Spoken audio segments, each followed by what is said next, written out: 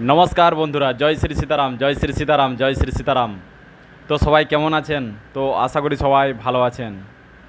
गुरुजन व्यक्तिদের चरणे प्रणाम जानिए शुरू करছি আজকের ভিডিও।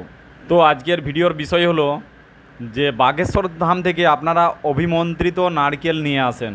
আমি এর আগের ভিডিওতে বলেছিলাম যে ওই নারকেল পেঁয়াজ রসুন মাছ মাংস যারা সম্পূর্ণভাবে ত্যাগ করে দিয়েছে তারাই কিন্তু ওটা নারকেলটা আনলে ভালো হয়, যেটা কার্যালয় থেকে আমাকে বলেছিল।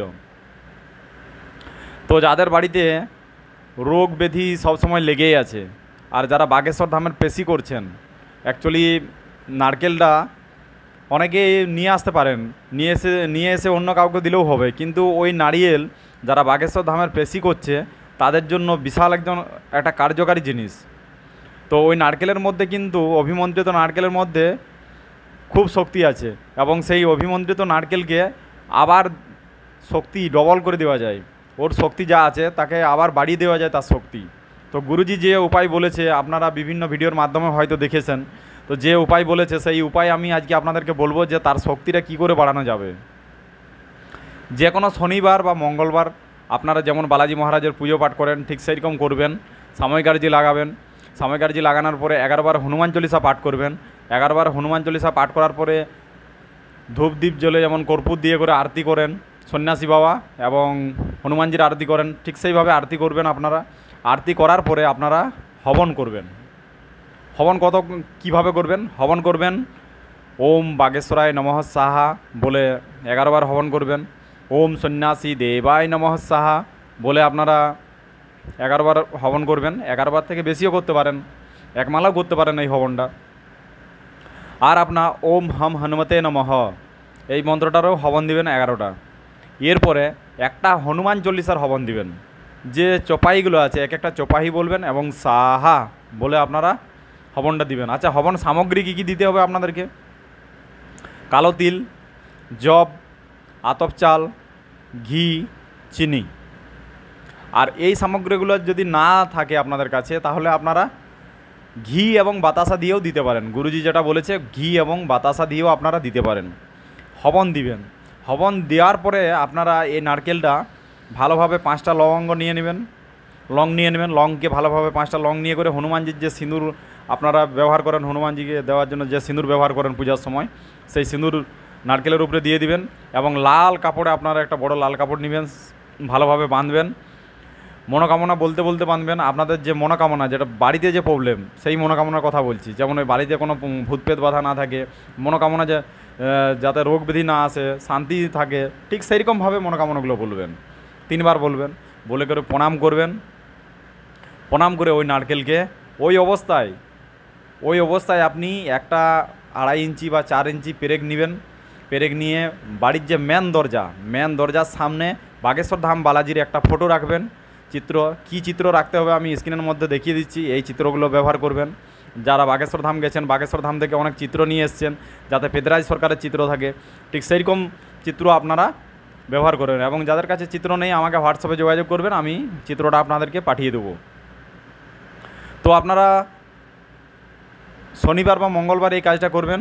পূজা পাঠের লাস্টে আপনারা কিন্তু বাড়ির যে মেন দরজা আছে সেই দরজার সাইডে আপনারা একটা পেরেকের মধ্যে এটা ভালো করে কাপড় দিয়ে বেঁধে দিবে নারকেলটা, এবং একটা বালাজির যে ফটো আছে বালাজি মহারাজের বিভিন্ন, এই যে আমি স্ক্রিনে দেখাচ্ছি যে ফটোটা, এরকম ফটো আপনারা একটা লাগিয়ে দিবেন।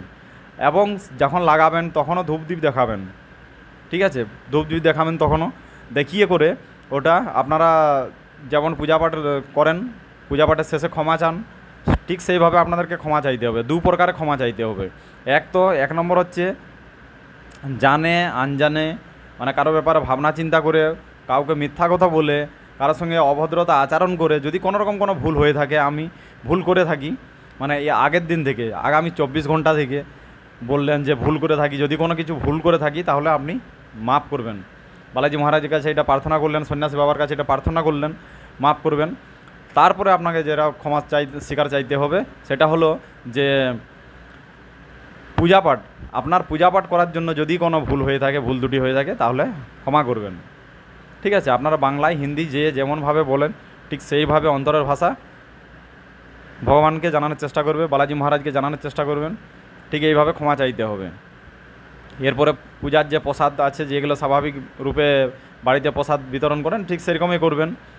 আর সেই দিন যেদিন আপনি বাঁধবেন, সেই দিন আপনার কাছে যদি ভবূতি থেকে থাকে, ভবূতি একটুকু আপনি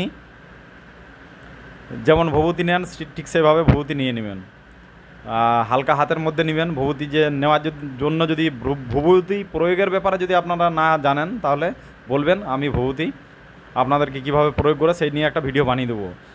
হোম যজ্ঞ যে করবেন আপনারা, হোম যজ্ঞের যে ছাই, সেইটাকে কি করবেন, ছোট ছোট